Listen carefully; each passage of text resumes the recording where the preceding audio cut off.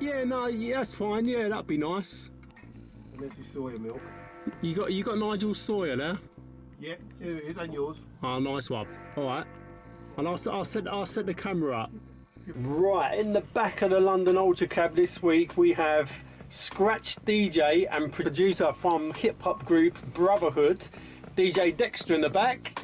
How you doing, my man? I'm good. Long time. I'm good. I'm supping on a cup of tea, and yeah, great to have you in the cab. And also, you could say sort of like an unsung hero of UK hip hop. Been sung a bit. Who's produced, mixed and engineered with some of the greatest UK hip hop groups and artists of our generation, such as MC Mello, Blade, Catch 22, to the K, London Posse, Hard Noise, Ice Pick, Deftex, Sans, the Herbalizer, LTJ Bookham, and many more. The one and the only No Sleep Nigel. Hi there. How you doing? Just woken him up. How you doing? I'm not doing too bad at all, thanks. Great to have you in the cab. Finally got you in. First two questions I always ask is, look, go Nigel first. Is where are you from, and what was it like, you know, growing up as a kid? Well, where was I from originally? About first 6-7 years of my life, I was living in Barkingside, which is in sort of Ilford area, Romford, isn't it? Yeah. It's that area. And then my family moved across the river to Erith. Oh, I know Erith. Yeah. And then from there they moved to Bexley. Yeah. And then after Bexley, when I was about, must have been about 12, we went to Australia for a couple of years. Yeah. And lived in Adelaide, or a suburb of Adelaide called Modbury North. Came back and lived in Swanley for several years. And Nigel, what kind of music was you into when you was growing up? What was you listening to? Was it like the 60s and 70s sound? When I was a little kid, you know, like the legendary pirate radio stations were Was that Caroline? always on in the, you know, Caroline and Radio London, you know, that were in the boats off the coast, and that was always on. And then of course when we went to Australia, that they had like commercial stations. They had FM and commercial stations. No, it wasn't FM. It was still medium wave, but it was more like American radio out there, you know, with advertising and that. So, and it was a bit like a little mini America like, in those days. In the 60s, this is in Australia. It's like, it's probably different there now. I don't know. I haven't been back. And then when I come back, it was like, I came back to the same school, and it's like I was away and you know, met up with all the same people, but like a few years on. And Dex, how about you? What about you? What was you listening to back then growing up? Where was you from originally? Originally, I was from South Bronx. I was born in Chislehurst in Kent. Oh, Chislehurst, yeah. Yeah, which I absolutely love. I had a great childhood, and I'd say I remember music really always being around, because I'm the youngest of four, so my older brother John is 10 years older than me, and I've got Trish who's I think 9 or 8 years older than me, and my other sister Liz is 5 years older, so I had all this music bombarding me from a very young age, you know. the radio was always on, my mum was always dancing, and my dad used to play Max Bygraves on an 8-track. Oh, really? Yeah, Proper old big school, old yeah. Rover 120, Yeah, yeah. whatever it was. Max Bygraves. Mum would listen to Cliff Richard. Yeah. Used to like all the gospel Cliff Richard stuff. And John would bring in, he started to bring in the Isaac Hayes and the Cat Stevens, the Green Slave. Remember the Green Slave? Green Slave, Remember they had yeah, that yeah, album yeah. I was obsessed with? Oh, Bedside yeah. Man as an Extra. And that bloke said, they're crap. Which bloke? We'll come to that, we'll come to that. And my other sister Trish was bringing in like punk and soul. Yeah. And Elizabeth was just into everything else, pop music, Kate Bush, Bowie. Oh, they're all into everything. They were all into everything. But I think really my turn on to music was the early New Romantic stuff. Right. Yeah, mine was a bit earlier than that. Yeah, much I earlier. I think the group that blew my head the most in the early days was the Jimi Hendrix Experience. It was like, this is music. Yeah, yeah, yeah. You know, And like, You have that point in your life, don't you, where something you hits you just and you just go, think, oh, this is what it's all about. That was I ne- mean, there was a few indications before that, like sort of the Kinks really got me in that, Yeah. which I thought something different about this. This is kind of good, you know, because it had a kind of more aggressive sort of feel to it, and then. But Hendrix was a whole, and I didn't realise that I was listening and I was hearing his soul influences and stuff like that was Yeah. coming in on his music I on think a that lot was of the also tracks. what was really good about that. So it was kind of a blend. I mean, like from him, you get funkadelic and all that other kinds Sly of and all that, stuff. yeah. He kind of set the tone, you know. Yeah, I just got the early British New Romantic stuff, and then sort of it went into. I was interested in electronic music, Sort of synth sound. synthesized, Yeah. you know. And then then I got into, obviously from that you go Into electro. Planet Rock and all Yeah, that yeah, comes yeah. into electro. I remember buying my sister Trish Rapper's Delight when I was a kid when it came out. on 79, yeah. and I called it Raper's Delight in Yeah, Outclass yeah. Records in Bromley, and the guy just looked at me and went, Rapper's Delight. I didn't know what a rapper was. Yeah, yeah. And I got that for her, and that was what, 77? 79, I think. 79? Yeah. God, my memory. Was it? 79. But Yeah, then yeah. we had just come out of punk, see, so I lived in Chislehurst, where Susie from the Banshees was, where it Oh came yeah, from. Chislehurst, And Bromley. what's his name? Pete Cook was from the Pistols, was there? Yeah. So, and Paul then Cook. Paul Cook, God, Peter Cook, Peter Dudley Cook. Moore, and put. But so I got into What's that the worst sort of stuff. job you've ever had? The worst job we've ever had. I used to like Brasso came out in the school. Anyway, so yeah, then I got into, obviously from that you got into hip hop, and then you get into the breaks, and then you start making music. You want to make. Yeah. I started wanting to make the music that I heard, and I was thinking, how do you make the music that you hear? I don't play any instruments. I can't afford. So how do we make the music that we? And that's why breaks were so important to me. That's right, yeah. Because it was just The breaks. break was the foundation, wasn't it? Yeah. Yeah. But in the electro days, I never knew that. No. But I used to listen to Invicta. Well, electro music wasn't using the break, was it? No, it was that's was it. all. No, it wasn't. It was only really the hip hop. Yeah. But they did Tracks, take. See, if you look at Sucker MCs and you look at things like Sal Makosa and things like that, the hip-hop stuff, yeah. the elements of the breaks were there. They just Yeah. redid them. Yeah. So when you made that connection, it Yeah. opened up the whole world of Yeah, hip hop. yeah, to you, yeah. you They know were what I mean? they were basically taking other records and kind of recreating them, Yeah. weren't they? That's right. You know, Yeah. whether it was with a drum machine or a drummer, you know. Yeah, I mean that opened a whole different world to me and my mates when we found out that it was more than popping. It was All about it all was about the just sample brilliant. and the way you put that sample together. Yeah, I never knew how to do anything. That's why when I met Nigel, we sort of blew each other's minds, didn't we? Really? Because I'd never sort of, you know, that was that was a a good fucking great summer, wasn't it? Well, I was going to it's say, like- Nigel, going before the meet-up, like, how did you get into studio engineering?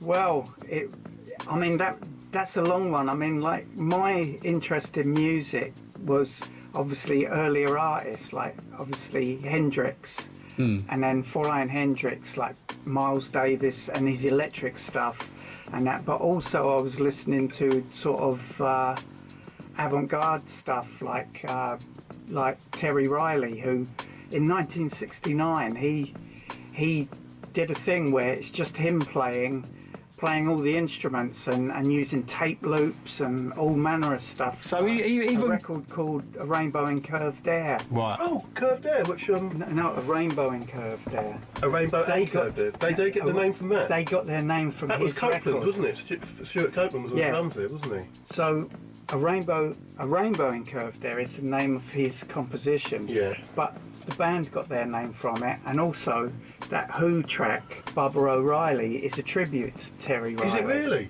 Because like the intro to Bubba O'Reilly is very much in the style of Terry Riley. But the thing that I got from Terry Riley was what he was doing was he'd get a tape machine and record on it, and then the tape would run off to another machine and play back, so this really long delay, and start playing back.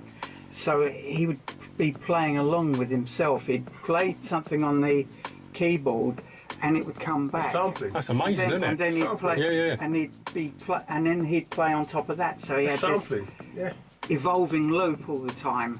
And I was listening to these records, and I kind of worked out what he was doing, and was copying it with my dad's tape recorders. Wow. And, That's amazing, Nigel. Telling you, mate. Because that was going to be one of my questions to you. Was like back then when you was growing up, was you listening to certain tracks and thinking, as an engineer, how was that being made? Because for someone like me, I just listen to it and that's it. But I don't understand the technical stuff. See, this is why that's a brilliant question to add, and what you're saying. This is why Nigel's so awesome, right? It's because I was trying to work out how those Americans made that music. Yeah.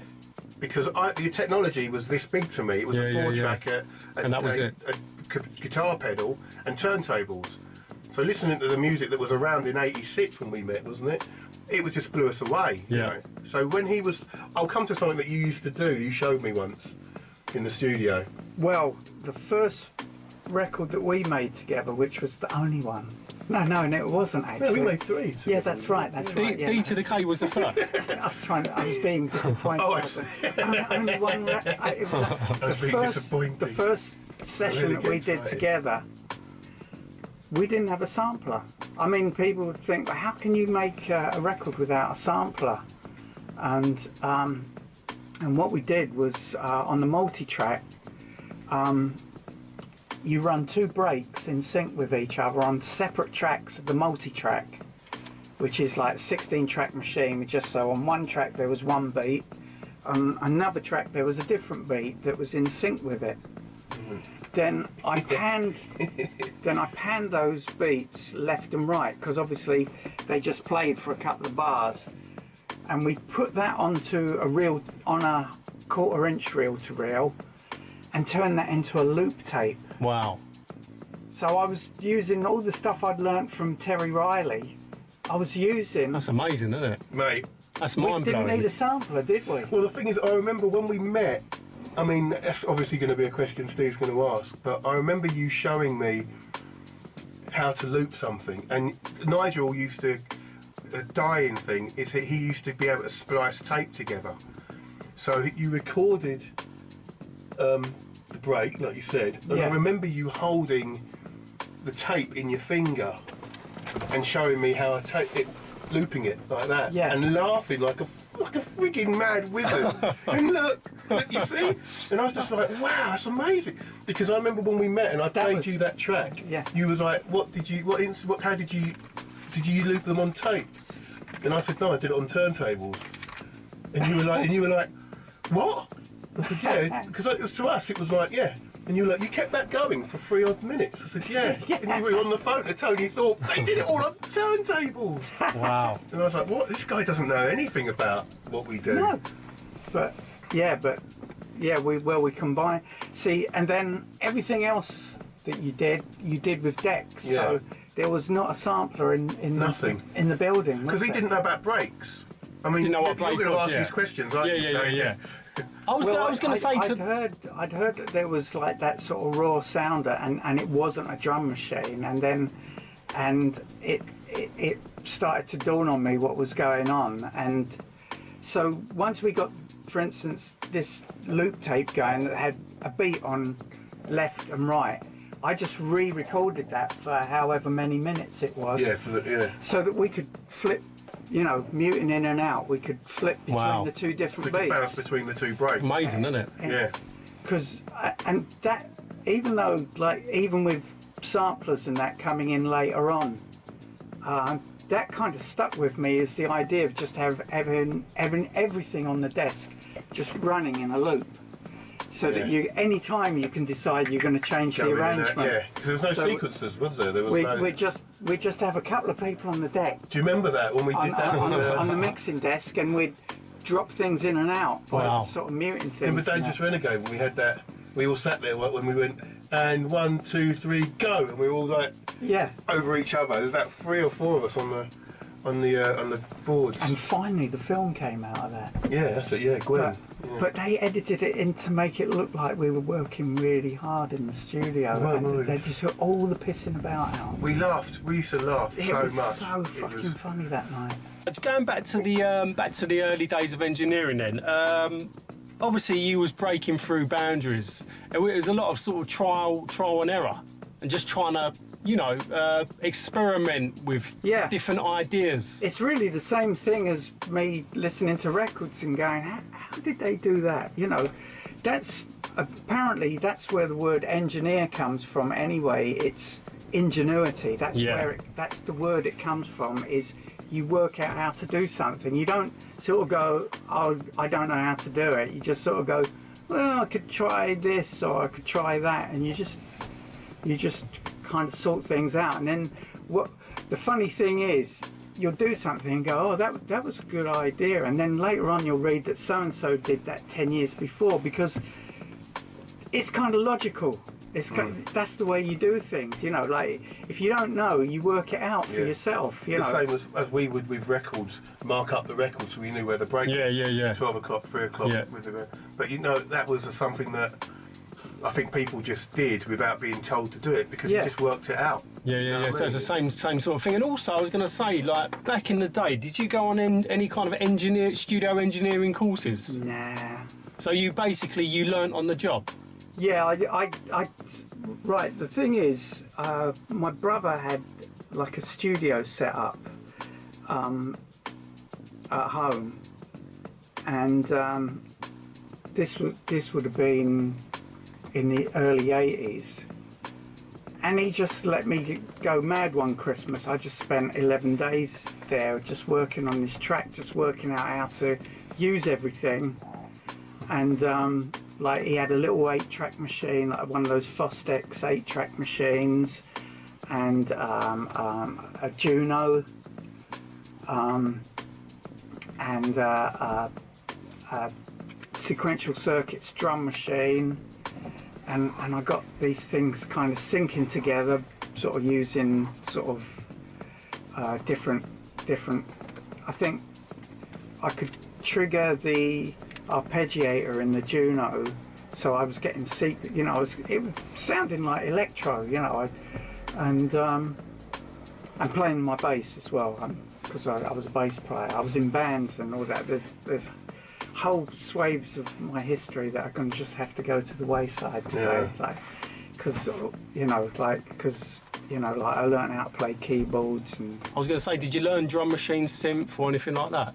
Well, drum machines, you just need an instruction book. Like I got a drum machine as soon as I heard about them.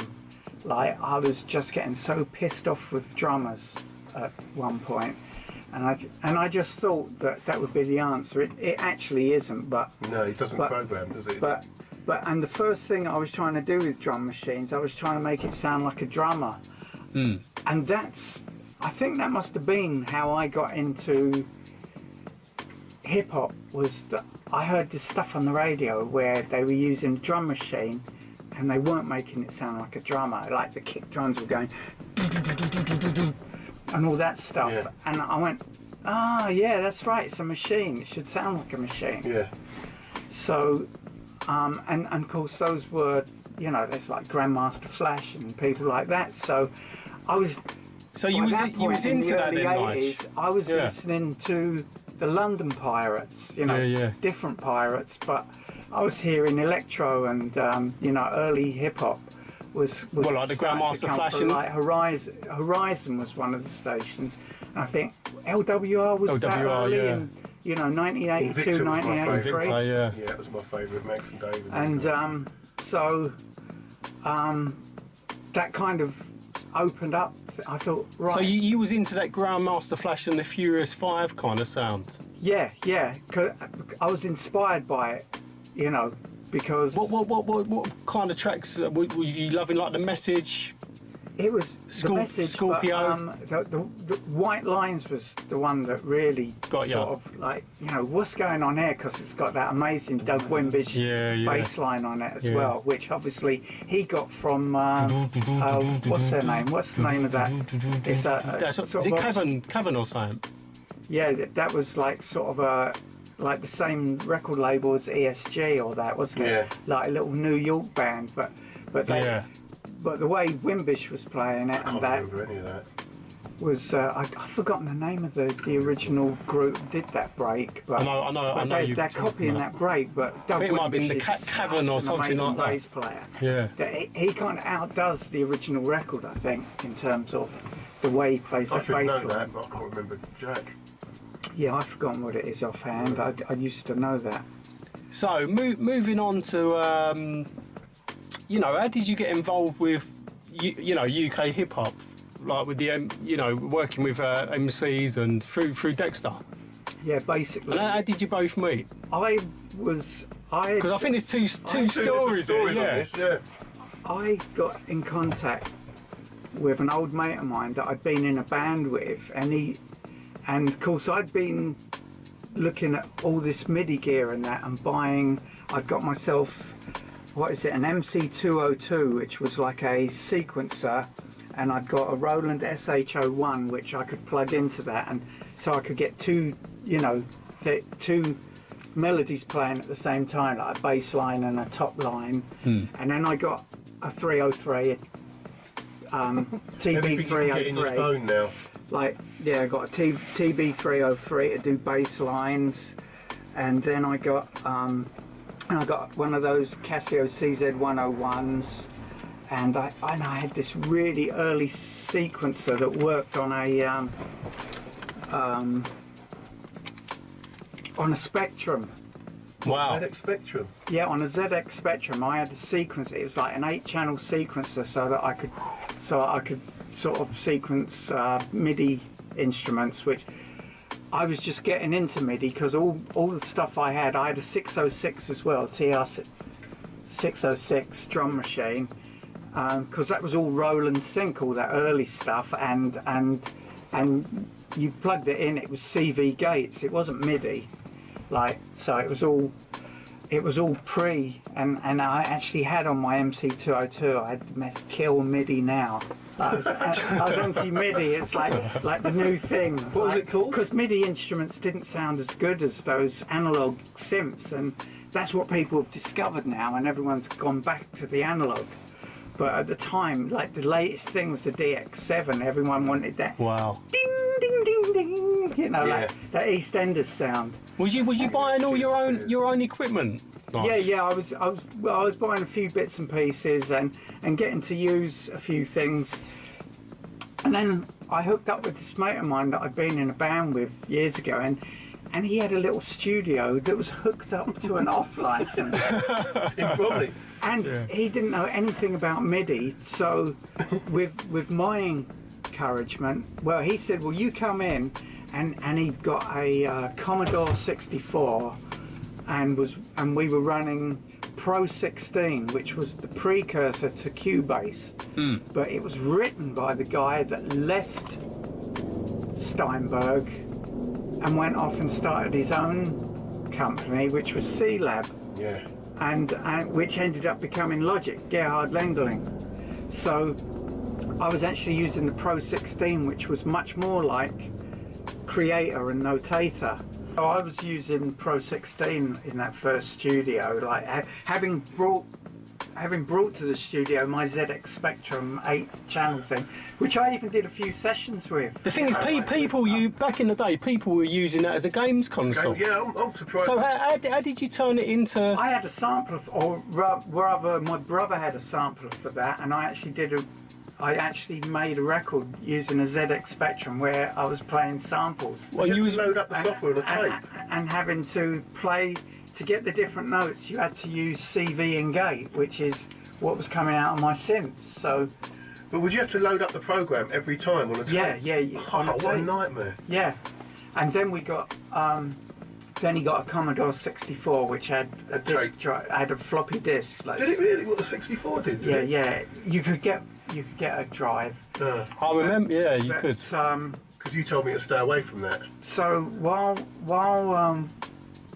I was at that studio, I was also helping out in the off license. Because see, the thing is, the studio doubled. What are you doing? What, selling booths? Right. The studio had like a live room, and the live room we also used to hire it out as a rehearsal room for bands. Where's this above the offing? Behind it. Oh, behind it.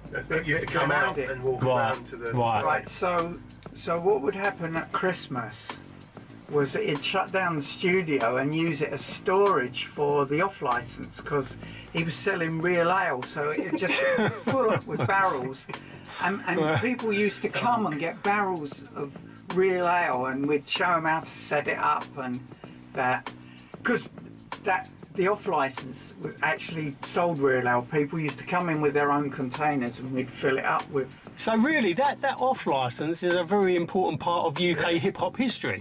Yeah. Because if it wasn't for that off license, the Bitter End on Mason's Hill. Was it the Bitter End? Yeah, it was called the Bitter End, and it was on Mason's Hill. Wow, the Bitter End. the Bitter End. Yeah. I didn't know until we said, yeah, you worked in there for you guys. I was like, hey? So what happened? Did Dex, did you walk in there then? No, what it was a mate. I was playing some hip hop in the shop. You know, when are we going back? When's this, like 86, 87? This would have been about 86, I think. This mate of yours, I've forgotten his name. What did he look like? Was it Kyle Hopkins? Was he a mixed race kid? Yeah, I think so. It would have been Kyle Hopkins then. And he said, he sort of commented on the music, because I think I might have been Big Daddy Kane, or he might have been a bit of Public Enemy or something like that. It was probably 87 then, was it? Yeah, it might have been 87. I remember working one. I think it was 86, because I think we made the records in 87. But I can't. Yeah, I definitely know I was playing Public Enemy in that. When did that first album come out? Was that 87? Whether or not that's what I was playing, I was playing hip hop, and this mate of Dexter's came in and said, and we were talking about hip hop for a little bit, and then he goes, a mate of mine, I think you'd won some competition or what, and you were a DJ. Yeah, that's right. And I said, that's right, yeah. And I said, I want to meet him.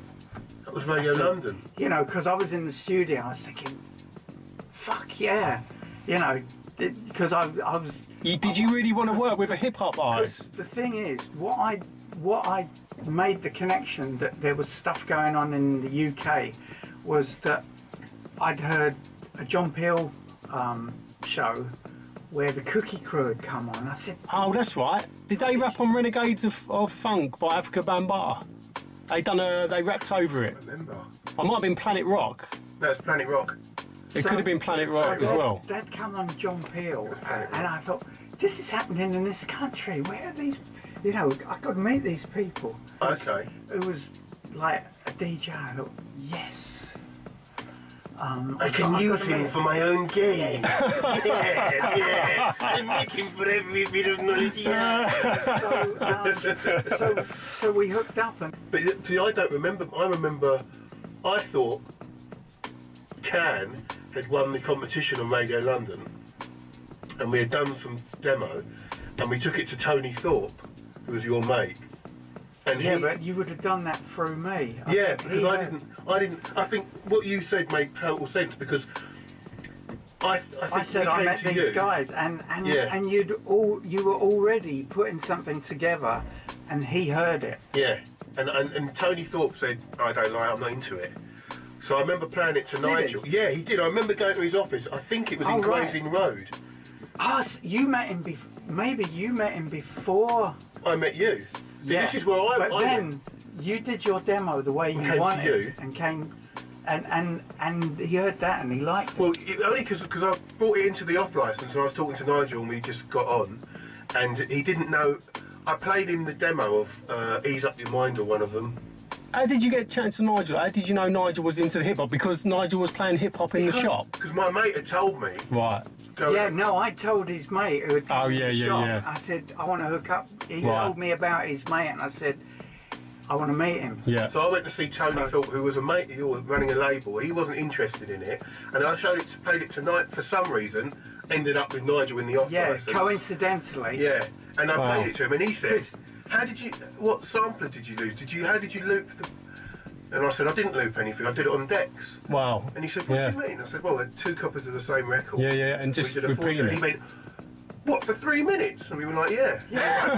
What, you kept it going? Because it's flawless. I mean, it's flawless. And it's flawless, So he phoned up Tony Thorpe. I remember you picking up the phone and saying, they did it all on turntables. And I think Tony heard the excitement in Nigel's voice and was like, just get it done. I would love to have heard the original version of that before, before we started trying to sort of tart it up. We was talking about that when we Nigel on the way up here. The original, it wasn't a demo, it was just the original draft of the song was much more raw and it had that, it had that bass line. Well, that's another thing I remember you saying to me in the off license. When I played it to him, he said, oh, you've used, you put Mago Tago in there. Tago Mago in there. And I was like, what's that? He goes, by can. And I said, no, it's 24 karat black. No.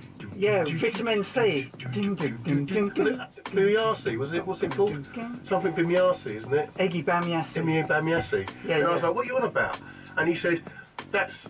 Can. I said, no, I've used 24 karat black. And he was like, what? And no, that's when we started talking about breaks and stuff. And I gave you some Bronx River tapes. And said, this is what it is. This is what's going on. This is Bambaataa and these guys at the Bronx River live. And I remember giving you some tapes to listen to. But that was really interesting because when you played me that can stuff, I was like, what came first? Friggin' hell, this is amazing. Yeah. So it was nice that we were learning off of each other. Yeah. So breaks come from everywhere though, don't they? Yeah, that's a parasite of all. Oh yeah. I mean breaks from rock music and funk music and... That was another reason why I really got into the hip-hop scene, was that I was hooking up with people that knew a bit about music and the past. Because all people were kind of looking for records and then they were listening to those records. Because if you think of... kind of getting into the music that they were making. If you think about it, hip-hop kind of broadened our mind in other types of music because we was digging for those breaks in like rock tracks and like other different kind of Look where tubes. Groove came from that. You know what I mean? We were just getting like 30 snippets seconds or whatever of record, but then when you started exploring the rest of the Commodores album or whoever, some artists have really had their thing. careers sort of were boosted by hip-hop, like David Axelrod. Yeah. It's like he sort of he kind of got revived because of hip hop. When he played in London, I think everybody in the room, a hip hop crowd, was a hip hop producer or something. Or other. It just makes me laugh that I mean, we've come so far with it, but it's almost become like, and between other people who are now into what they call it hip hop, it's sort of like a forgotten art form. You know what I mean? And it's when you hear something still now. I mean, I'm really disheartened with it all. Well, nowadays they're not sampling as much as they before. Well, that's them though. That's those That's people. all to do with legality. And money, money and... It's really about legalities. But then people kind of do stuff with MIDI and what have you because by necessity, I think that's all it is. It's like it's too expensive to go through them. Unless you're pretty damn certain that you're not going to try and sell something. I think if you listen to Resonance, a couple of people that do their shows literally just do old school type putting things together with loops and things like that, because they can do that under the license of the radio station. And sort of do a show every week where all they do is use old breaks to make a show up. It's quite cool, because when you find people like Force and Gallo Point and all these sort of people who are still sampling, and it's so good, you know, the music's amazing, and it just, when I think back of us running tapes and having, remember Nigel telling me not to buy a Commodore 64, you got to buy an Atari ST.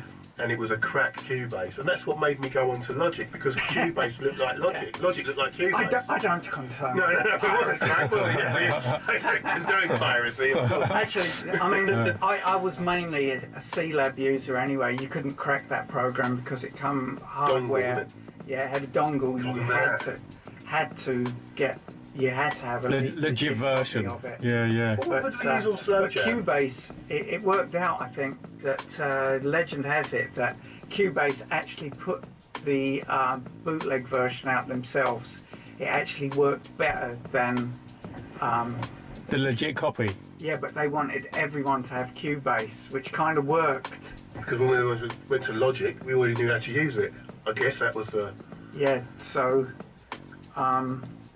well, the thing was, Cubase carried on being Cubase, and I think a lot of people that had used it on the Atari went straight on to using it when they started buying Macs and sorting out that sort of changing the technology. But what would happen is that Logic had come out by that point, and people would just use Logic once and go, I'm changing to Logic. E-Magic, wasn't it? Yeah. We had Logic. But do you remember when, I remember being in cold storage, because we started to use cold storage after a while. Whereabouts was cold storage? Where was that? I was in Brixton. Acre Lane. Tesco's. I remember being in there, Nigel moved in, told us we were working on that, and that's when we started doing, we did most of the Hardcore 1 album in Bromley, didn't we? We did a fair amount of it, you know, Q-Tips and Dashy D. I think Crazy A. Definitely Colt and Crazy A, who became Muddy Funksters. Corporation was done at Cold Storage. Right, and Reason was done at Cold Storage. Yeah, Slow Jam was done at Cold Storage. Why did you move from Bromley to Cold Storage? I was poached. Like, it was a move up for me. Right. Like, a mate of mine knew what I was into and everything like that, and he said you should come and work at Cold Storage. Now, was it Nigel? Was it a bit more of an advanced studio as well? Oh yeah. Right. Yeah, and also one of my favourite bands of all time is a band called This Heat. They were way ahead of their time in the late 70s. Like they were again using tape loops and all manner of things. They did a track called 24-track loop, where they had 2 bars of the band on the 24-track and did a dub mix of it. You know, wow. Like before, I mean, George Clinton did stuff like that with Loopzilla after that time, but they looped a 24-track tape, a 2-inch 24-track tape. What was they called? This Heat. I'll have to look them up. And Cold Storage was their studio. This Heat at Cold Storage. It was called Cold Storage because it used to be a meat locker. Oh, right. A big fridge door. To walk in the studio, you had to, brilliant. You know. What was his name, your mate? He was the one who told me. Charles. Looked like Jesus. He was the one who told me that Greenside was shit. Oh yeah. I pulled it out and he went, Greenside? God, they were crap back then. And I sort of crumbled now, but I like it. Yeah, that would be Charles. Yeah. Really tall like Jesus. Yeah. Nigel, moving on slightly forward, how did you start getting hooked up with people like artists like Blade and Catch 22, London Posse, and all them artists? Was it through the Covent Garden scene? Well, yeah. Because I know Dexter like hooked me up. You know, like people would come down to the studio to see what you were doing. Yeah. Like Mello did. That's how we did Slow Jam. And that's how we ended up doing it. And then from that, I was working with Mello after that, and then from that, I was working with London Posse. Because Mello just popped in to say hello, basically, between me and Sparky and Cam. But how did you know them guys through Covent Garden? I met them through Pogo. Through Covent Garden? Yeah, through Covent, yeah. Pogo's Yeah, it's sisters, I met basically Pogo Covent's the connection. So Covent Garden's the key yeah, to all this, yeah.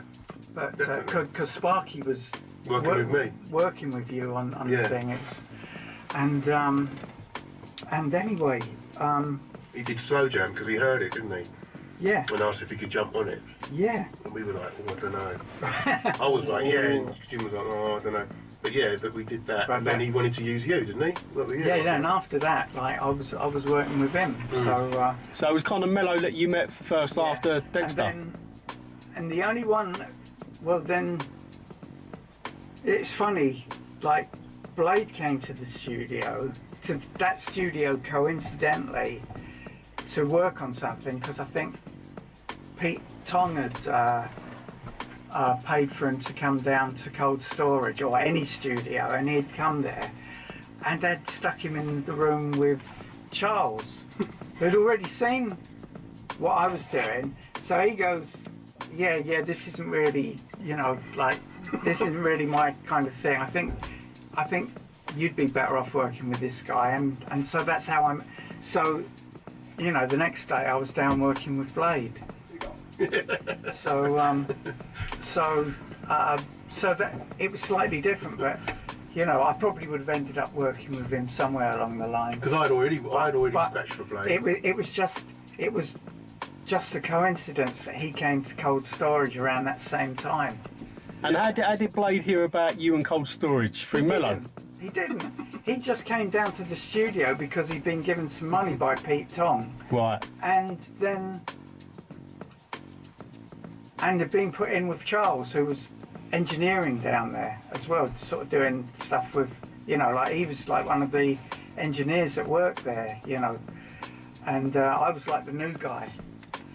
But he phoned, because he knew what I was into and that, and he phoned me up and said, you should come and work with this guy. And it was Blade. And we got on and everything, and the rest is history. Yeah. Nigel, like most of the artists you work with back then would have been sort of older teenagers. So obviously money was tight. And some of those kids, they basically, some of them didn't have a record label or they didn't have money behind them. So did you ever pour in a few kind of little favours for them to help them out? Yeah, well, on their musical journey? I mean, there you go. Word it a bit better. I did sort of, occasionally, but actually people were kind of coming, like, and there was never a question, like, it was, I was always getting paid, but it wasn't that much really, was it? No. It wasn't. No. I didn't understand how essential the engineer was. I never met an engineer until we met Nigel. Engineer's key, isn't it? But you never knew that. Yeah. You were full of yourself. But when you meet someone like Nigel, who gives you an experience or brings something to the table, you expect every engineer you're ever going to work with to Yeah. And they're not. They're just not, They're not really interested, whereas Nigel was giving it his all. And I was also going to say, Nigel, did you also get involved with production on the sound on some of the tracks? Did you give the artists some ideas? It's sort of. Was you like bouncing off each other? Yeah, sometimes, people would come to the studio with just a pile of records and an idea, and the fact that I knew how to get a beat down onto, I knew how to get it in a sampler and get it all on time and everything like that. It was like, I guess there, sometimes there's a bit of my style was getting kind of pulled into tracks, but like there was no, I wasn't looking for credit like that. As they say, like a lot of people that are engineers, they go, I don't want people to know me as a producer because everyone knows that it's the engineer. Like that's just the way it is. Yeah. You're the person who knows how to put everything together. As Yeah. I say, the word comes from the word ingenuity. Like you have to find a way to make things work. So, like you're gonna have to be involved in production if you're the engineer. There's no way that you can get over it, and you're gonna know things that you can suggest, and or know when not you know, when to just leave something where it is. I think that was the trick with me, is that I wasn't trying to sort of flood it with loads of stuff. I'd even learnt that before I started working with hip-hop groups, that you had to listen to what the band sounded like and not go, oh, don't use your chorus pedal. Like, we can do that in the studio, because the chorus pedal sounds like the band, you know, like the chorus pedal going through that amp and turned up and distorting a bit. And you're not going to be able to reproduce that later on. That's how that guitarist sounds. So to be like a great engineer, you need to basically read the artist and to try and understand what they want and get inside their heads. Yeah, you got. See, the thing was, I'd had experience of working with engineers, even like really good ones, where I felt there was a bit of a struggle going on to try and sort of make myself understood. So that's why I learned how to do it. First of all, is like to bypass that. But I think that's why people like working with me, is because I understood how difficult it was, how frustrating it can be to work through somebody else, you know, who's kind of not really taking on board what you're trying to be. Yeah. But obviously also the fact that I was listening to hip hop, like sort of new hip hop coming out of the States and everything like that, I was kind of in tune with what kind of things that we should be looking to do, you know, like what is the right kind of way to put it all together anyway, like rather than sort of going, oh no, you can't use somebody else's record to make yours. Sorry, Dex. In terms of production wise from the Americans, was you looking to listening to people like Marley Marl and Bomb Squad from Public Enemy? Were they the kind of? I know Dex, you was like blown away, like myself, by PE. Do you know what I mean? I couldn't work out how they did it because I didn't know the technology. It was so. Their records are so dense though. There's so much going on in them. I was going to say, as an engineer, you must be. Yeah, I mean, like that. You know, they're on another planet when it comes to production. They're really kind of layering stuff and that, which kind of sort of taught you stuff, because you put a loop together with a bit of music and you just go, but that's what else is going on? But they were adding noise and adding something else under that's causing a little bit of disturbance, and then they'd learnt that putting things a little bit out of time can cause can kind of put an energy and, you know, put a sort of disturbance. Because the thing is, if everything's nice and clean as it is now and perfect, then what happens is people just go, oh yes. Yeah, Public Enemy's the good sound to listen to. If you hear a mistake in music or you hear a wrong note, it makes your heart beat faster. So you need that in music. That's what excites people. You don't want it too polished. Something that's a bit shocking or a bit off or wrong is actually going to wake people up. But you know, you're going to go, what was that? But you've got to remember that you're looking at it from when we were making music. I would have said I was a producer and you were the engineer. But in the real pop music world, or the real world of music, you would have the artist, the producer, and the engineer.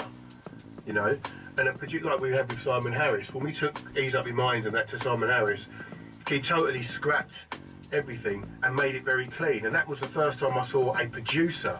So a producer is someone that you would take your music to. A record company would say, Steve, you're the artist, you're going to work with this producer. They make it into a product, and the engineer makes it for the radio, makes it to sell, to sound great. Nigel wasn't doing that because it wasn't even a factor, was it? In hip hop, it was a whole different thing. Like in those early days, the name producer was brought in because of the copyright. It was a way to pay guys who were actually writing their music, although, you know, like it was somebody else's music they were looping. It was a way for them, because they couldn't say I'm the songwriter. So a producer was the guy whose idea it was. They were producing music from loops and stuff like that. So I think that's where it emerged. From the hip hop side like of things. The word producer it was instead of writer. Yeah. Because you couldn't say you were the writer because someone else is going. Someone's already written that break. I've copyrighted that. Yeah. I remember working on stuff with you, and it was so raw, and you never wanted to screw it up, like to add more than what was necessary. Yeah. And I remember having battles of saying, yeah, but if we put this on, because I mean, one of those hard but live ease up your mind. How many breaks did we use in that stuff? In the end, in that Bromley studio, in that guy's studio, I was just throwing loads of things at him. Oh, see, I was going to. It was ridiculous, wasn't it? Because we saw like a 48-track mixer, and I was like, got to use everything. Yeah. And hip hop's not like that. Hip hop is a feeling. Yeah, you know what I mean? that's why I say I would love to hear that original. Yeah, I bet must be. Darren Brown's probably got it. He probably has, you know. Right. And it was the other thing was a lot of people would call themselves producers. Oh, you're talking about the original demo. No, I'm demo. talking about the original version.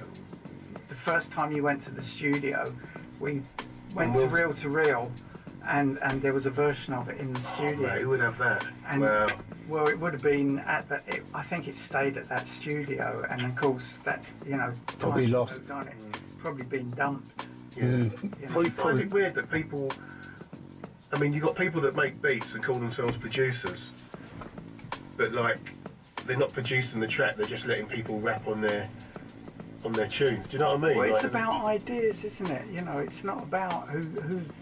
As I say, the word production is an odd one in hip hop anyway, because it allows someone to have a job title where they get paid, as opposed to them being like 100% into production or that. Because they can't say I'm a songwriter.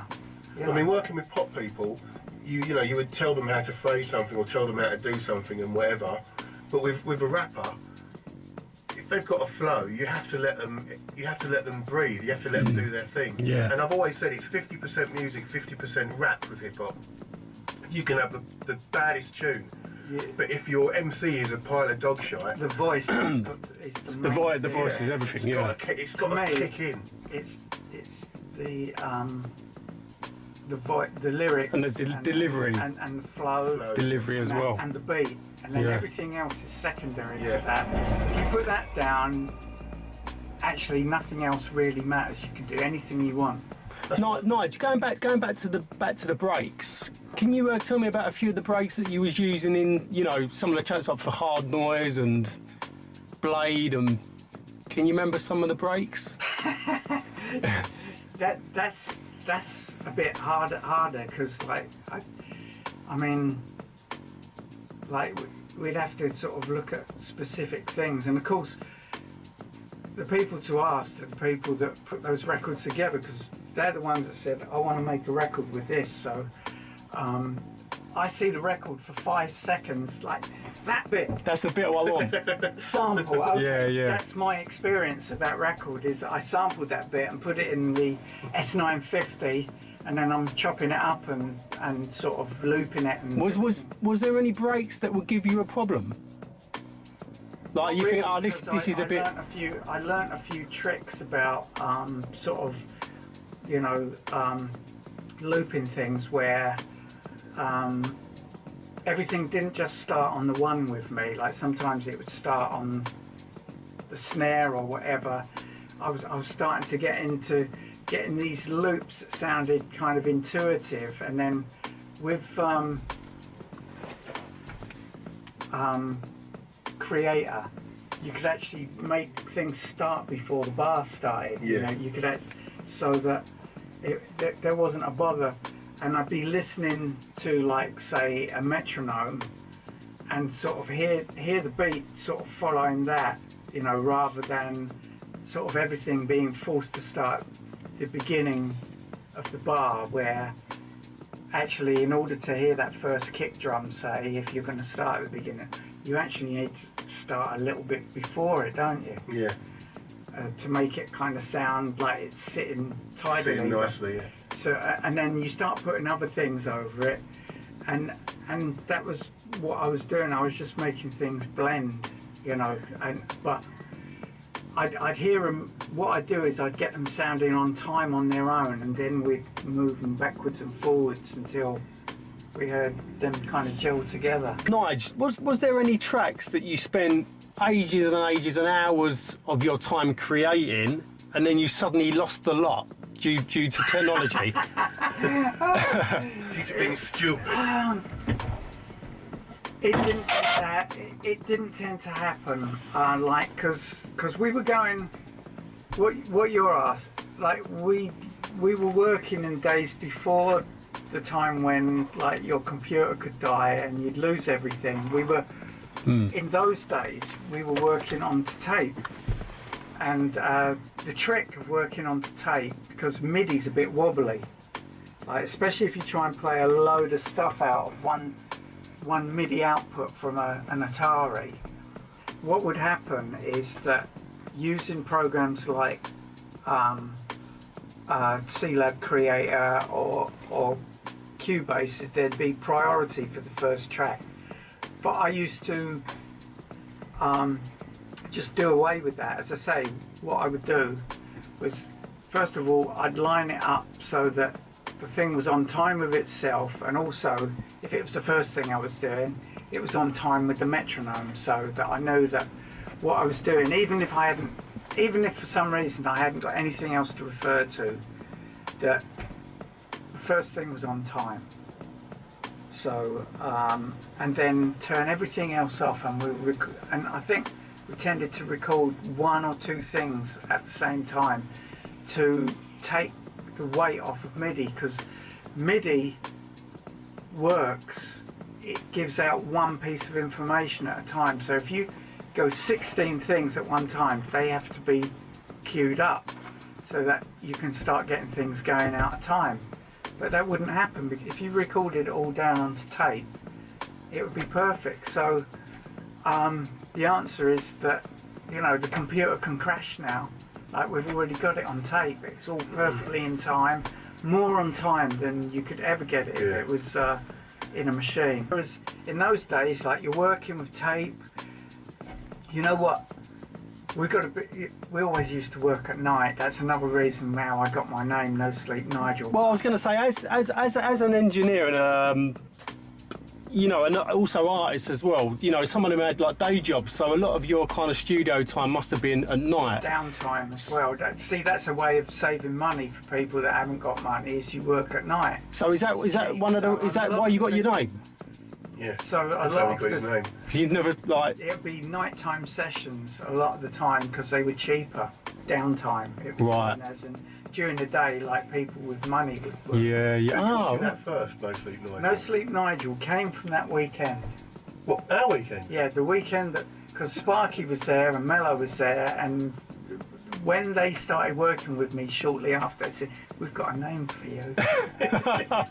You were like, because I'd been up for 48 hours. I do like sleep. Yeah. There's a couple of matchsticks under his eyes. He used to sit there with his leg crossed like that. Yeah. Just be tapping away, rolling up, going, and he'd have a little smoke, and then he'd just get up and do something else. Yeah, and it was like, as long as I... we'd all be like, Like zombies. yeah, totally. I don't know about, you know, like, music keeping you young, but it keeps you awake.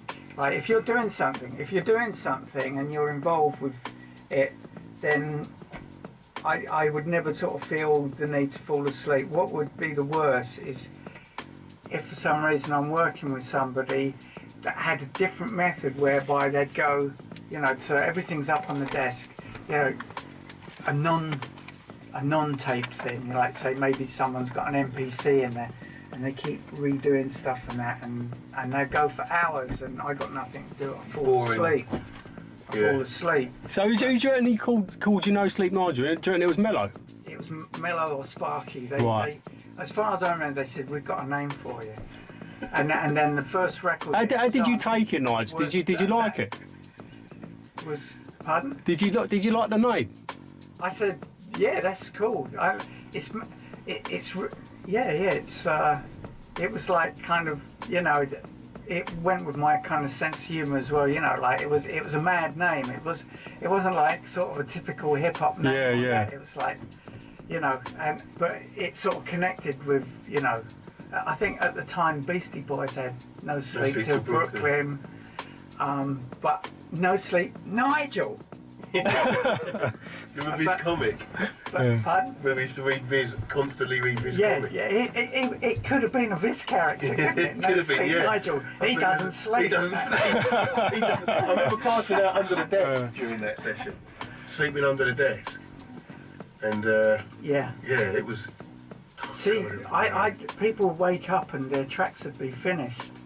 They go, oh, it sounds good. That sounds amazing.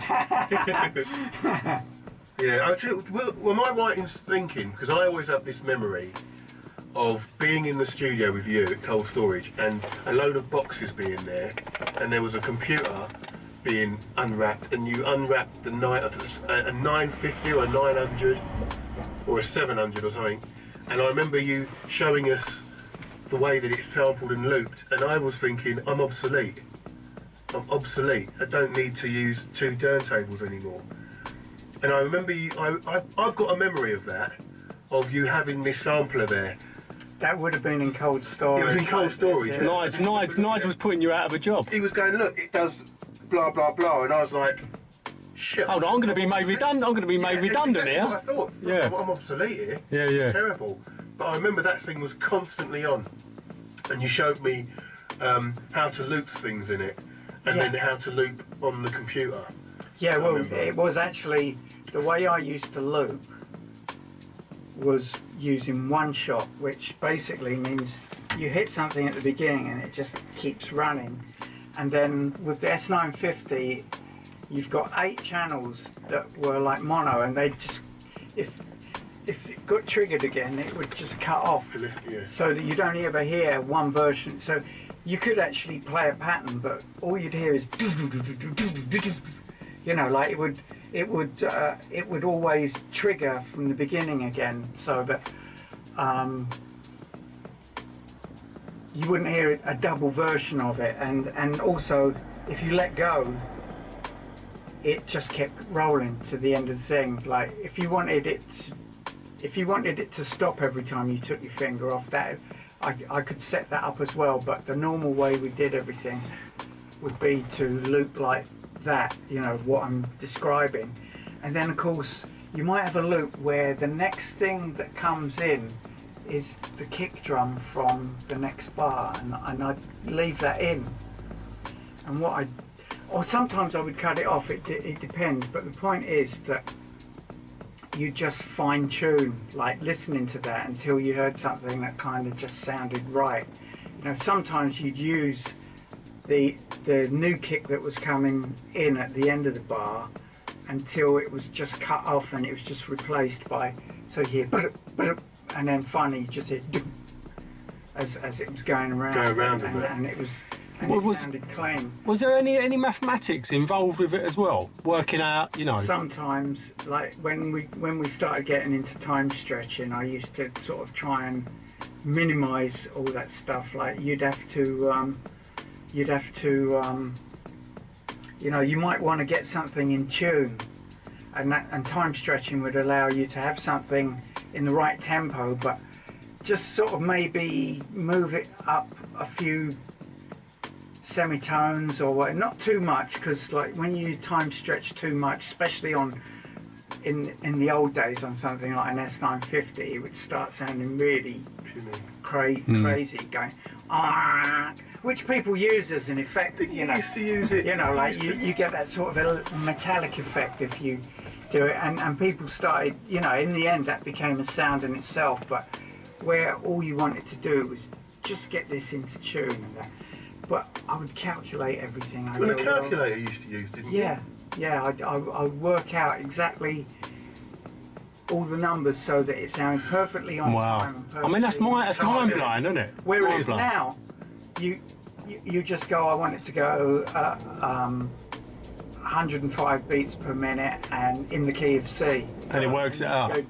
Yeah. And it's done. It does it. You used to do it with a calculator. And I'd be sort of working it out. I mean, sometimes there'd be a bit of trial and error, but I'd sort of try and zero in on, you know, try and get it as accurately as possible. And you used to get really excited when you got something right. You'd get really, oh look, I've done it. Really excited. I really get excited. Yeah, it's like Well, yeah, you know, like trying to. The thing was, it's not so much doing it as doing it where it wasn't damaging what I was doing. That you couldn't hear that I mucked around with it. Yeah. That's what I'm sort of pleased about. Do you remember that TV program called Only Being Served? And it had the little. It was filmed in a shop. Are You Being Served? Are you John being? Inman. Yeah, but do you remember the soundtrack to Are You Being Served? It had the little. Yeah, well that was actually looped. That was looped. It sounds like a tape loop. There was a there's a loop. Yeah. But that's what Pink Floyd used, that didn't they? Money. You heard Pink Floyd, didn't you? I think they put their right. They didn't use. They were around before Are You Being Served? Yeah, but I think they were big fans of John Inman. I'm free that the guy was really camp. I think they were huge fans because they used to style themselves on him, didn't they? Yeah, I'm sure they did. And Miss Brahms. Miss Brahms. Even though Miss Brahms. a time machine to see Are You Being Served? Exactly. Yeah, they went forward because they were so advanced, weren't they? Yeah, they were way ahead of their time. Always ahead of their time. Yeah. What was the thing you did with Colt's track? Yeah, tell us about Colt 45. Well, Colt 45 came into the studio to do. It was, I guess. What was that? Dan Cold Storage. Demos. Like we weren't working in the big studio. It was at Cold Storage, but it was in like what we called the pre-production room. You know, which. And I think I brought the sampler through because it wasn't being used in the main room, but we weren't using the computer because I only had one computer, or for some reason I ended up using my RZ1, which was a Casio drum machine. Christ, yeah. And just using it to trigger the S950, and so. Those beats aren't all the stuff I've been saying about beats being on time and everything was just slightly off on that. You know, like it was as close as I could get it because the resolution on the RZ1 was not as fine tuned as you could on Logic or that. I got it as near as I could. So what did Colt? What happened? Did Colt bring in a? Colt's got his thing. He said about Nigel because Colt was part of Beat of the Game. Right. I think we did and we must have the vocals like I think we went straight down on a DAT and Neil just put his vocal straight down live. Yeah, he was on brilliant, top of Neil. it. You know, like so it wasn't like we didn't record the vocal and mix it afterwards. What you're hearing is like a live performance. Over the beat, just so he said to me that there was a beat. He put in a JB beat, and it had him going yeah and yeah. And he said he just wanted the beat, and he said there was no way that he could see how it would be done, and he left it with Nigel. And when he heard it, he just got and it worked. It worked. And he was like, to this day, on all the stuff I've got, I can't do that. So I mean, how did you do it? Remember, how did you do it? I probably chopped it in a couple of places. See, the thing is, would you have done it on by that or? point, like in those early days, I was working with Sparky, and he was chopping all the time. That guy, man, he's the guy. He's amazing. Showed me, Sparky, Dobie, and Business. Business and Dobie showed me the MPC, and Sparky showed me how to make beats. He told me about hi-hats and things because he did slow jams, didn't he? Yeah. And Sparky was just his way of making hip hop just wasn't normal. It was it was completely off the wall. He had learned that you could using the elements of somebody else's music, you could make something that didn't sound like the original break. You know, that you could have your own bass line from their bass line, and your own music just by shifting the bits around and just like maybe taking several different bits from different parts of the same record. You could make something brand new out of it. Well, I remember with him, it was I you can't, you know, I'll say this about Sparky, was that I think people were trying to make records like what they heard. You know, we were using loops and samples and... Yeah. But he was much more, before we had heard of Jay Dilla, he was cutting things up. He was cutting up music. So when you heard something that he did, you were sort of like, if you knew your hip hop, you were sort of like, well, that sounds like the kick from, and that sounds like the snare from, and then that bass line's half of that, and it was the most disjointed mess that worked. It was like a bowl of noodles. Yeah. You know what I mean? You never knew where it would start and where it would end. The next thing that would rise to the top. Yeah. And I don't really think that people appreciate it. I give it up to Sparky for my own personal things because he showed me how to construct beats. Kick, snare, hi-hat first, so it fills in the gaps and you know what your timing is. Kick, snare, and then play with it. And he taught me that on a 909. He taught me that. We sat at my mum's house and he played me NWA and he played me stuff. And then he started talking about how they're constructed and he showed me on a 909 how to do it. And he brought the 909 into slow jam. That's right. See, that would have been the thing, is I'd already seen him using the 909 as a trigger for the S950. So I knew full well I could use the RZ1. Yeah. He was triggering from a 950. So wow. It was just a drum machine pads and just... But I was just using the MIDI out. There was a MIDI out port on the back of the RZ1. So I was creating patterns, but you weren't hearing the drums in the drum machine. You were just hearing samples that were triggering off of the note that was coming out for the kick drum or the snare. God, he really knew that shit, didn't he? I mean, he was well ahead of that stuff. Yeah.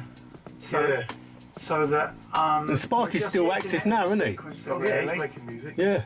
But I don't know how he understood. I didn't understand MIDI at all. He was working with people like Colt and that, wasn't he? Yeah, but that was way before he was doing that stuff with us.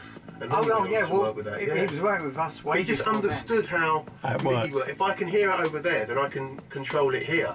And I'd be like, yeah, right, let's load up another thing and do blah blah. But that slow jam beat, that's what we were talking about. There was two different versions. There was a really harder version, and then we mellowed it out a bit. Literally mellowed it out a bit. You know, in terms of studio equipment, I mean, obviously it must have been advancing all the time. How did you keep up with the advancement of technology? You don't keep up. That's a game. That is a game that's been sent to blight all musicians and everything. It's having the latest thing. What you do is you get what's working. You know, like you'd read articles about people whose work you admire, and they were still using something from 10 years before or whatever, still using it, because they can make music with that. You know, like if you, oh no, but you've got to use the latest thing. You're constantly spending all your money and constantly reading instruction books and not getting on with the job. So guitars don't change, do they? Like it's like the what was that? Guitars don't change, do they? It's still the same thing, but, isn't it? You know, like when it comes to equipment, it's true, and it drums all the. You know, like all this sort of change in your operating system, and then everything goes haywire. You know, like I'm really reluctant to move up. You know, like for years, up until quite recently, I've still been using Logic 7 on a G5. Wow. I saw a YouTube by Rick Beato the other day where he was saying that he'd just rung around after a load of people called him granddad for talking about Apple being just sucking money from everyone, and he phoned up all the studios and everything, you know, all the professionals. They were all working on old Macs. None of them had iMacs. Wow. Yeah. Excellent. You know, the only people that were up to date were people that were using Ableton Live on PCs. See, this is a weird thing. And what he's done, and I'm thinking, I'm looking at this, is that he's just abandoned Macs and he's going to go Hackintosh. Right. So, and because you can be up and running for a couple of grand. I was going to say, Nigel, one of my questions was going to be in terms of technology and sound. You know, how has it changed from back in the day? I mean, it must have progressed so much. Or yeah, things have just got easier and easier. Like back in the day, like if you were using tape and you wanted to, and you got this really good chorus idea where you need about 8 tracks for someone to do the, and you'd already filled up sort of umpteen tracks with music and whatever, and you got the lead vocal down, and you'd have to get a bounce of the music, go down the tape, and lay down a rough mix of the music, and then do that chorus on 8 tracks over a rough backing track,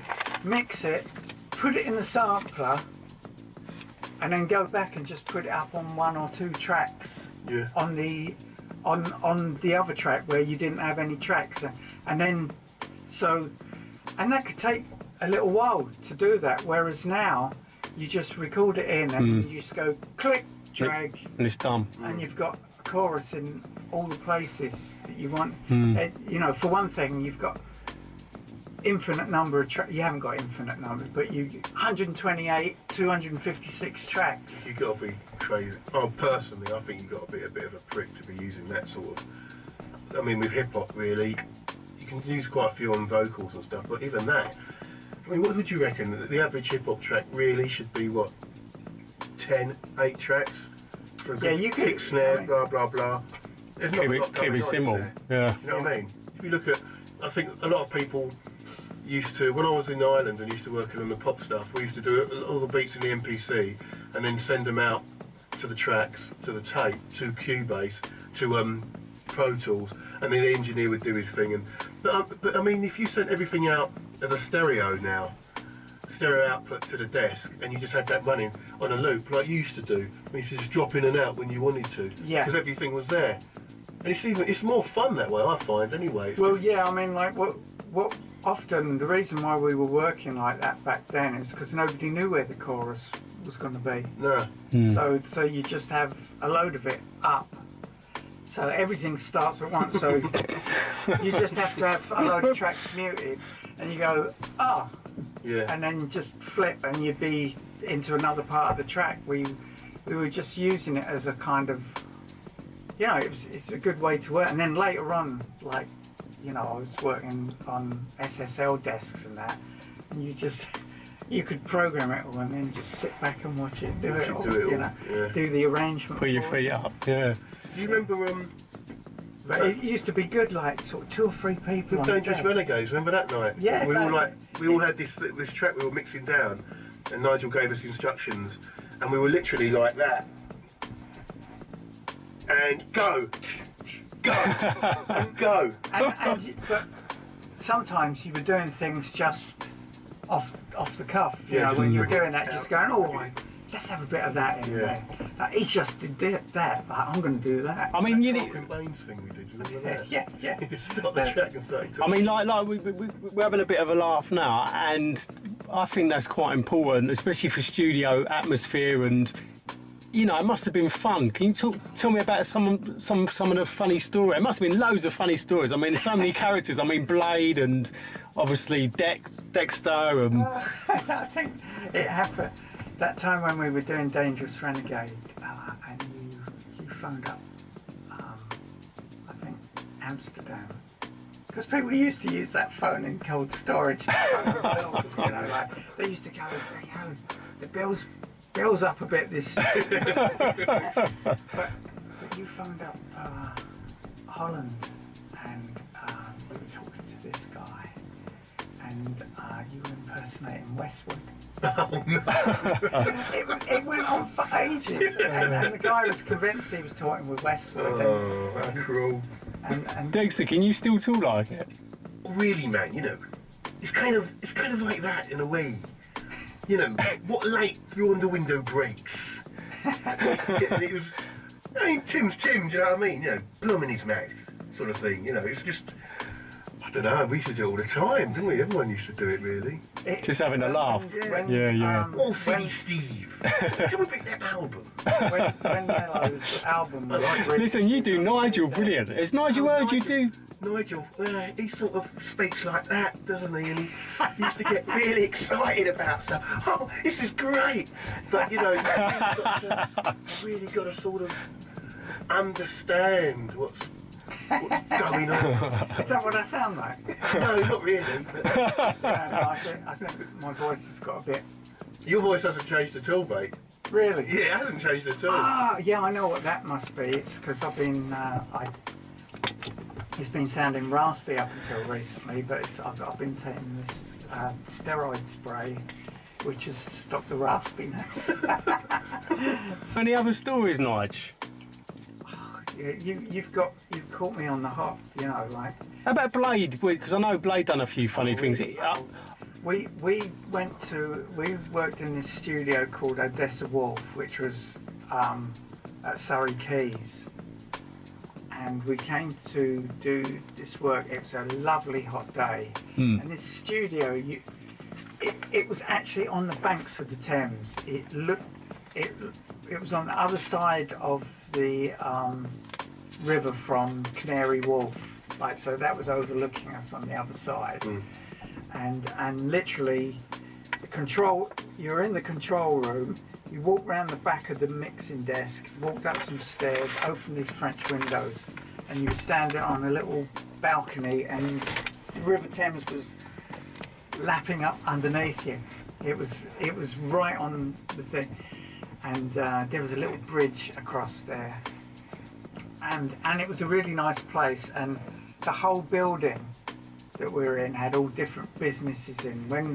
When they first moved to Odessa Wolf, there was lots of different businesses in there. There was a gym and what have you.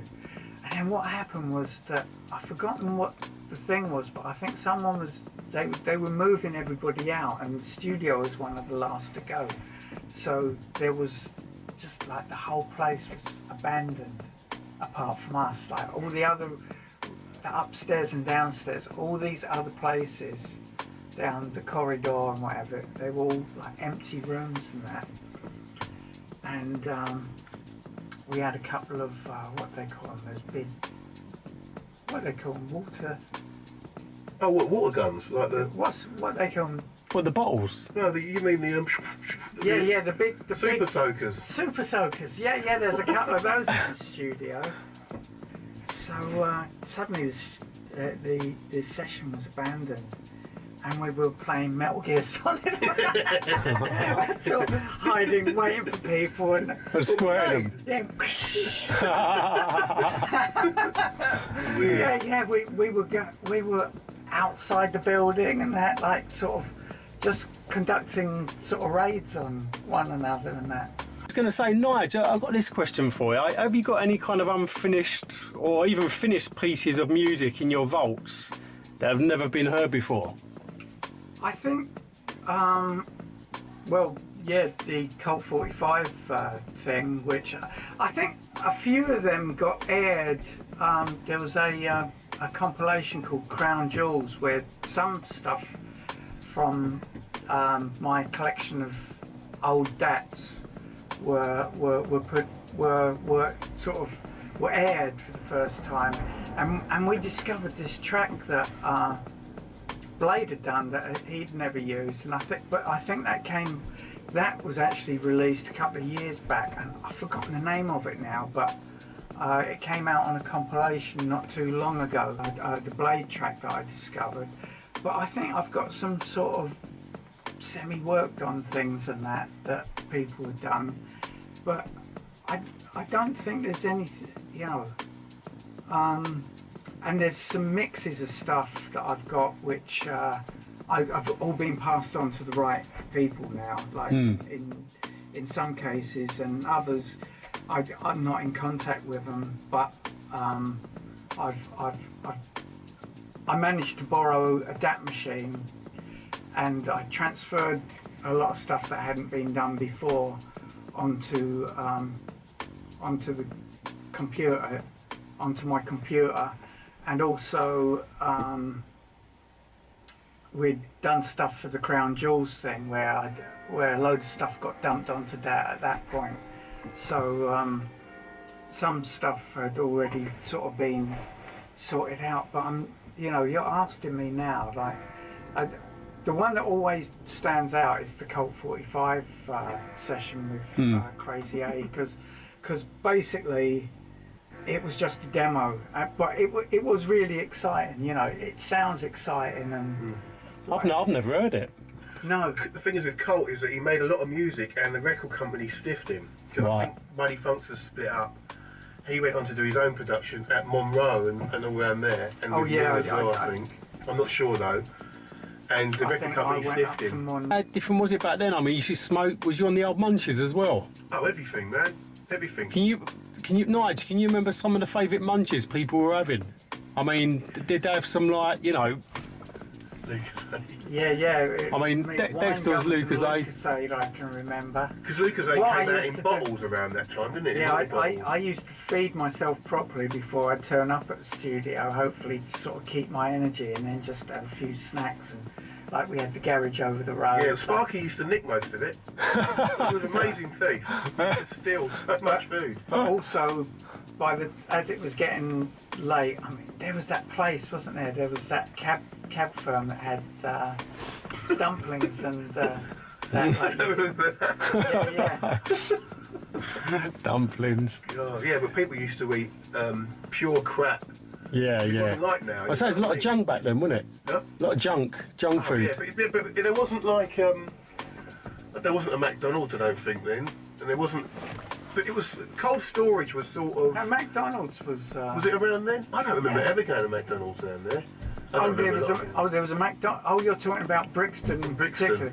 It's right on the corner of the roundabout now. No, it's opposite the town hall. But I remember cold storage wasn't. Yeah, that wasn't there then. There was nothing within proper, like, apart from the carriage. Apart from the petrol gauge, There was the kebab shop and the Chinese, if you thought about them in time before they closed. Yeah, I remember having a Chinese in cold store because we used to have to put everything in the bin because of the mice and shit. But amongst those shops, there was a cab firm, and they had a little thing, and they had maybe a couple of patties and some dumplings and stuff like that. God, I don't remember that. Late into the night. But it was this chocolate. Yeah, crisps and all that. Yeah. Definitely Ribena in cartons. Yeah. Loads of that.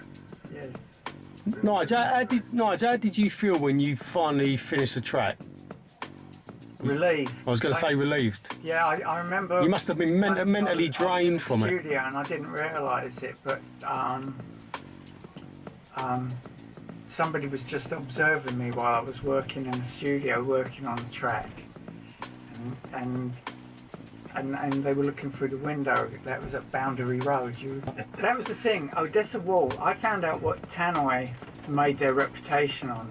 When I went into Odessa Wall, they had these old Tannoy speakers. They looked like giant hi-fi speakers.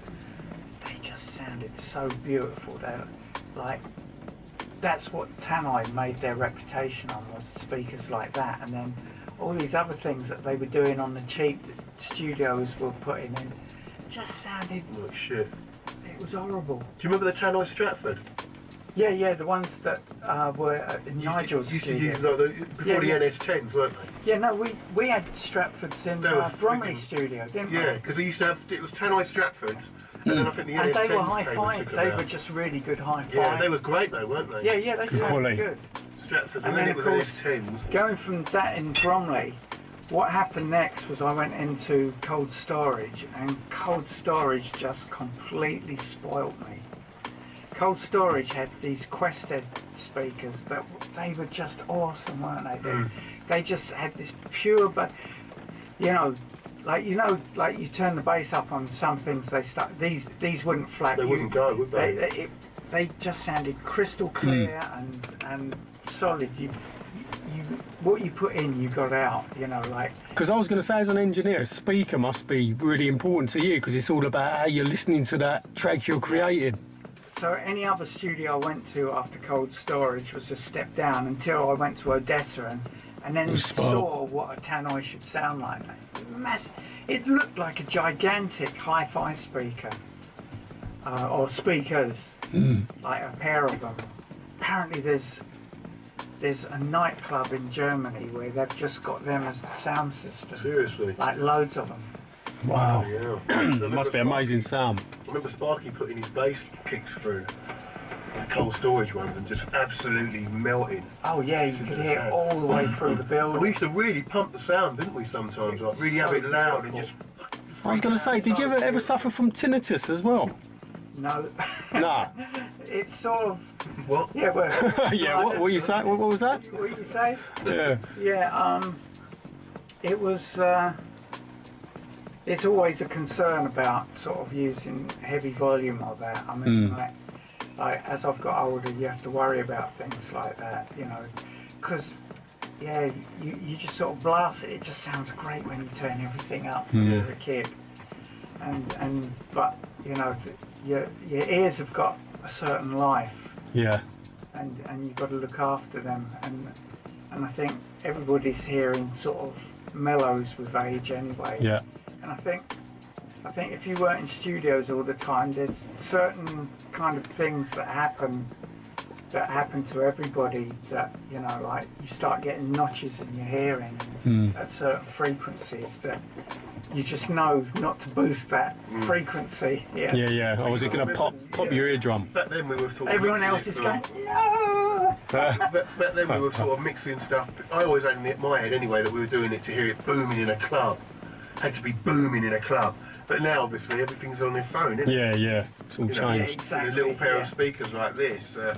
I'd work more on headphones than anything else. But the thing is that you have, I mean, it's got to sound good everywhere. That basically what you're doing is trying to get it all down to one mix that sounds good anywhere.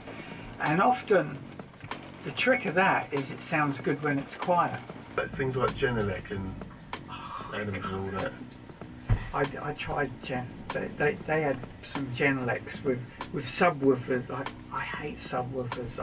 I want the speakers to be like a big heavy speaker, like left and right. Like once you start making the bass remote, you're asking for trouble. You know, like there's something about having two speakers. You know, like even woofer and tweeter. That somehow the sound is solid and you can sort of measure what you're doing.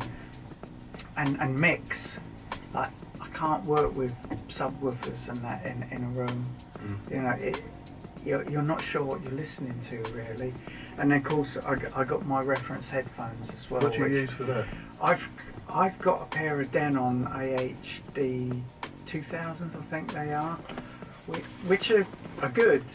And I've also got what are they? The Bayer DT 770s. Yeah, and I got the high impedance one, like the 250 ohms ones. Those are pretty good. I actually think they're a bit more honest than the Denons, but I like working with the Denons. They let me hear what's going on at the bottom end in a different way. Not the DT 770s. They are my most honest ones, but I use the Denon AHD 2000s because I can just put them on for hours. They are just and you get lost. Comfortable. Right. I can't even feel I've got them on. They've got these great big round soft cushions on either side of your head. They cut all the noise out from the room because they say, you know, don't use closed back headphones for mixing. But they work for you. But yeah, I like them. And same DT 770s are closed back. You know, they're good all rounders. They're good. You know, there's no don't do it. I mean, I'm going to do it. I'm going to carry on. Yeah. Well, yeah, I was going to say. So you're still engineering then, Nigel? Yeah, I do a lot of work at home, but. So have you got like a little studio at home now? Kind of. Yeah, it's not. Yeah, it's a place where I can work. It's like I've got a mixing desk that I really like. A little old 80s one. It's just 16 in, 2 out, and it's got 2 ways out. One goes to my amp so that I can listen through the speakers, and the other one goes straight back into my audio interface. which is how if I need to, I can do a summing mix too. So I've got 16 channels coming out of my audio interface into the desk, and then I can do a summing mix if I want back in there. But sometimes I do that, sometimes I just work in the box. Depends. If I'm sort of working on a project, like we're putting an album together, I'll just work in the box until it comes time to do the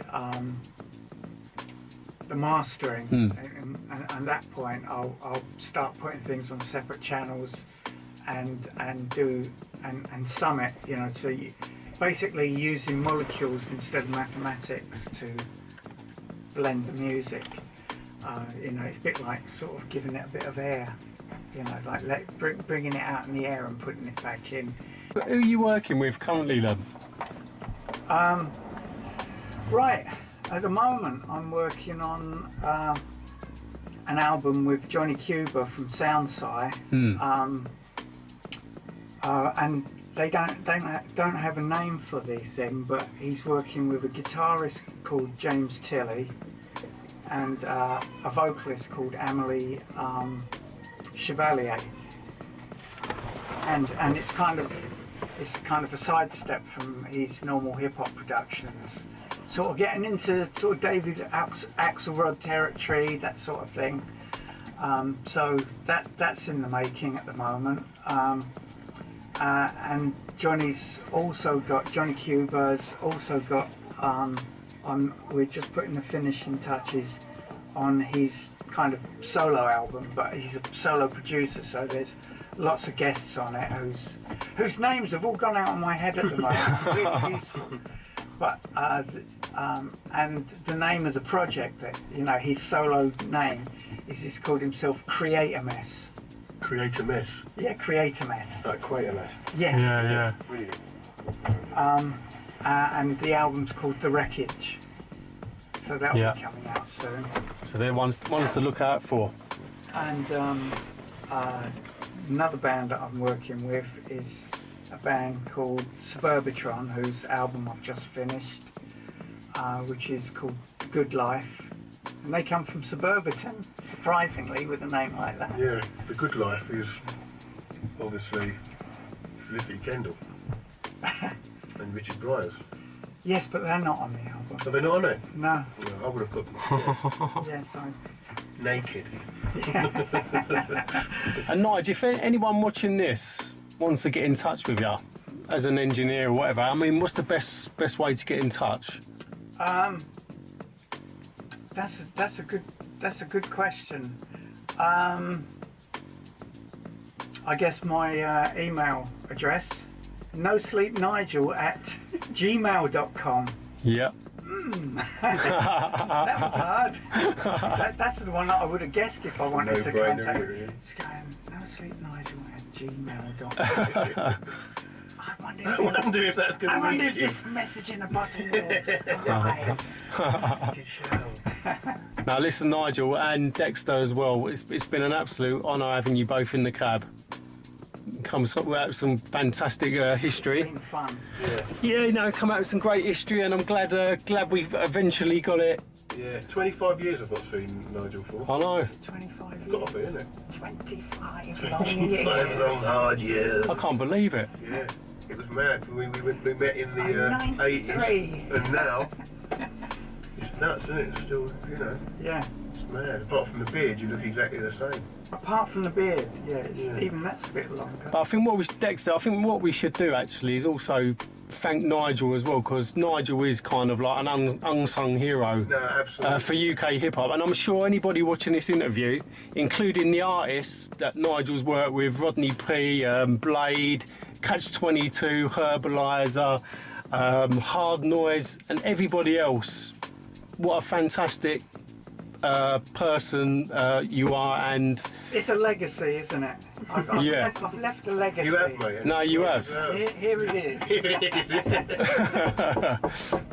Here's Brilliant. another one. It's brilliant. And as I say- for all of us, I think maybe you should get. yeah, we'll give Nigel, you know, if we could stand up here, we'd be standing up. Yeah. Yeah, but you know, like it's it takes more than one person to sort anything. And you know, like I was just channeling people. You know, like I was trying to make you was Nigel. You was the composer. I think so, come because through the way they were. yeah, but I rather think than if we'd met anybody else who was already in that game and making money and being an engineer, i.e.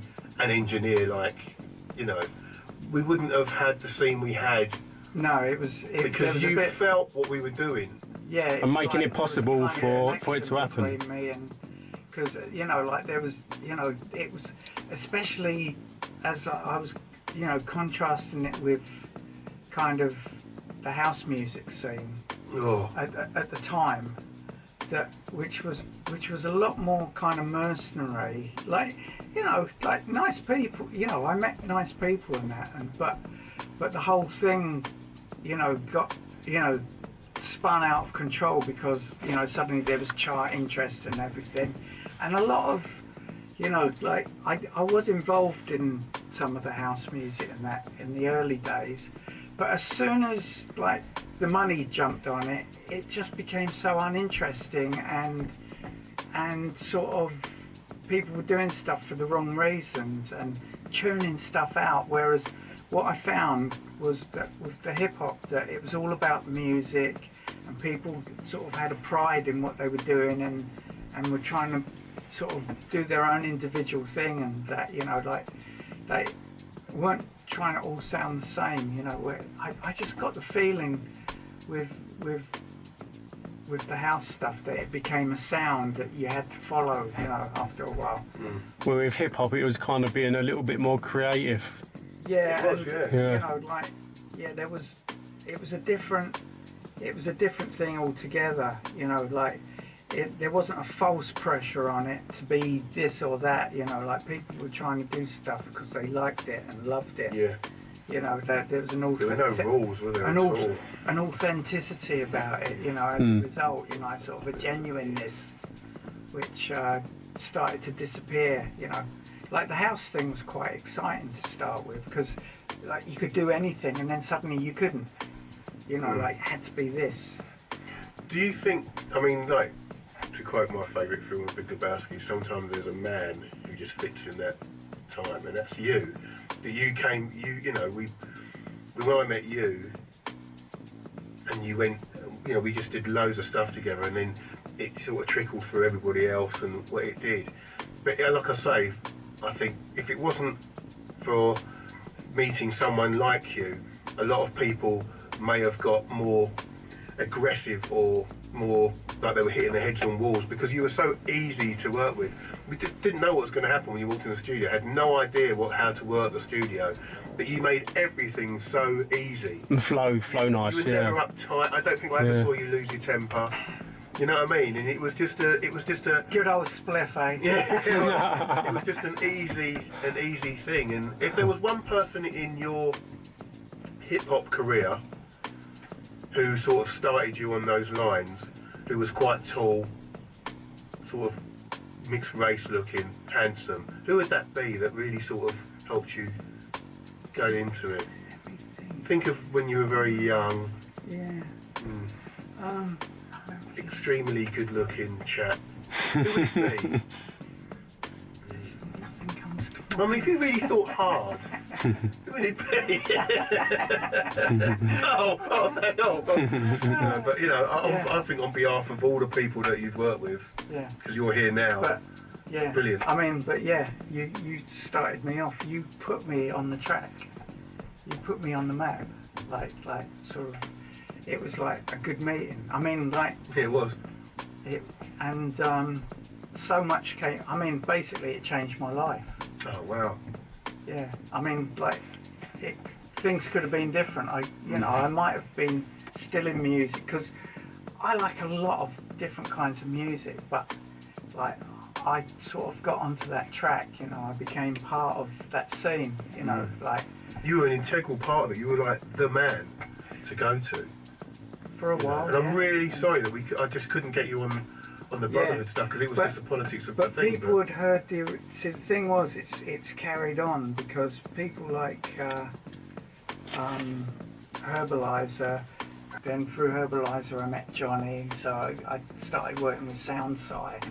So it's always kind of carried on from people that already know what I've done.